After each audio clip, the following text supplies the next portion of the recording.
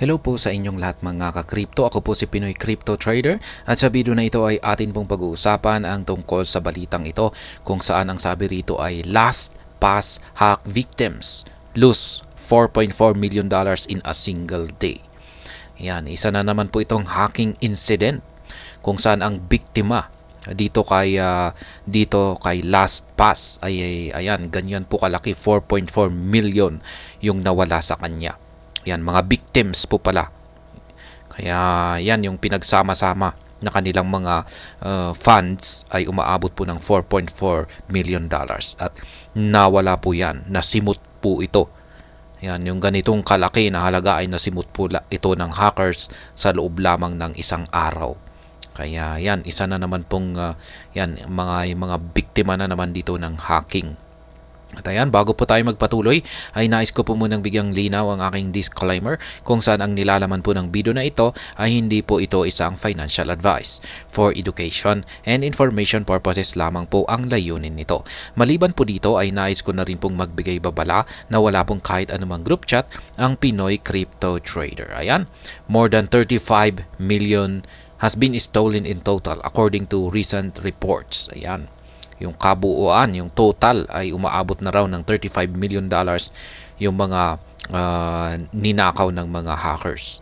Kaya ayan, mag-ingat po tayo pagdating sa ating yan, yung pagtatago natin sa ating mga crypto assets. Kasi yan na nga, talagang yung mga hackers ay magagaling. Yan, magagaling po sila at talagang nagagawa nilang i-hack yung mga platform na hindi natin inaakalain na yan, na kakayanin nilang pasukin yung napakatindi nitong mga security systems. Kaya ayan, hackers siphoned a total of $4.4 million worth of crypto from at least 25 LastPass users on October 25, according to blockchain analyst Zach XBT. Ayan, yung mga LastPass users po dyan, yan, nasa ayan, 25 na mga users ng LastPass ang nabiktima po ng mga hackers.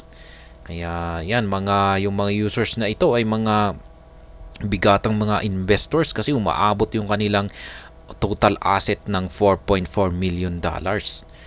Kaya ayan, ang laki po niyan na nawala sa kanila. LastPass is a platform that stores and encrypts password information for users. Yan, ganyan po pala yung gamit ng LastPass.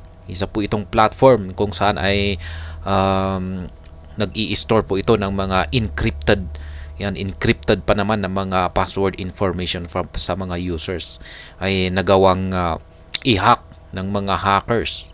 Kaya ayan, dapat sana ay yung mga ganitong klaseng platform na nagtatago or i-store ng mga ganito sensitive information ay talagang sila yung talagang matitindi yung kanilang security system.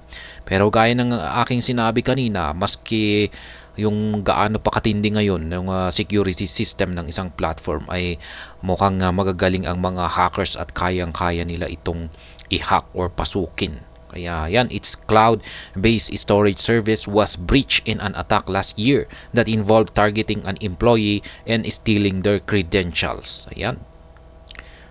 Zach XBT and MetaMask developer Taylor Munahan have tracked at least 80 crypto wallets that have been compromised in relation to the hack.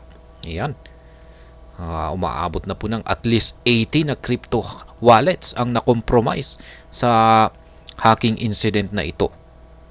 Funds have been stolen from the Bitcoin, Ethereum, BNB, Arbitrum, Solana, and Polygon blockchains according to a list published by Munahan. Yan po yung mga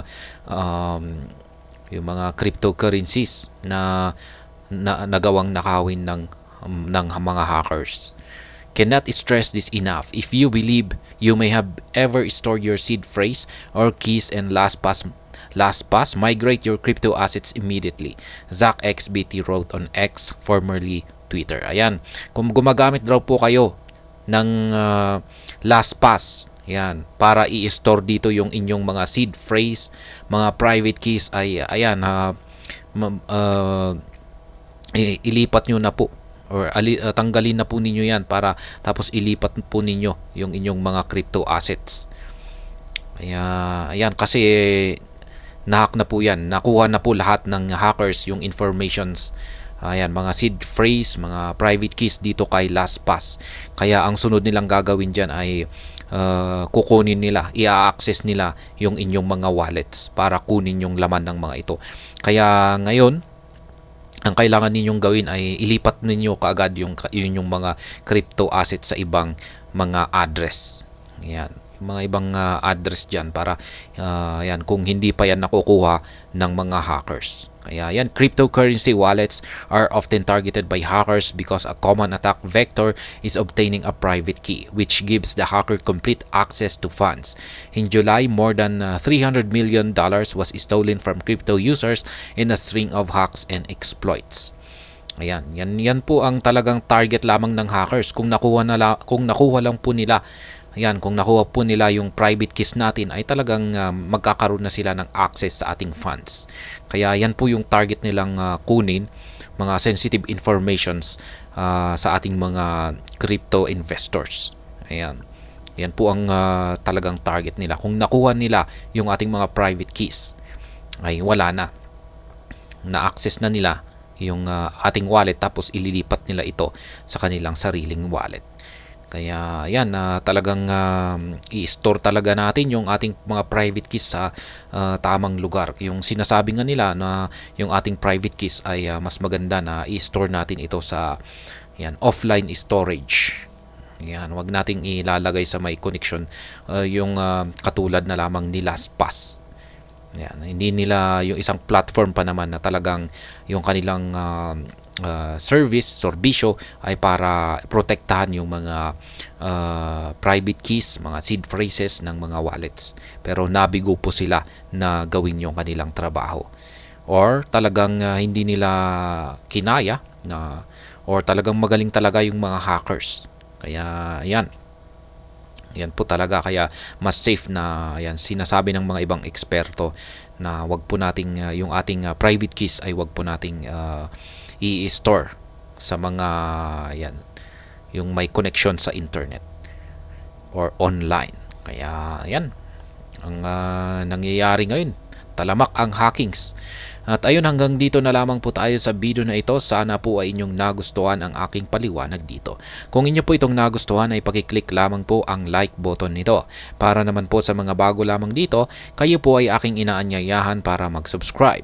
Pakiclick na rin po ang bell icon nito dahil ito po ang siyang magsisilbing notification nito sa mga bago kong videos na akin pong ina-upload sa aking YouTube channel na ito. Marami pong salamat sa panonood. Ingat po tayo lagi at God bless po sa ating lahat.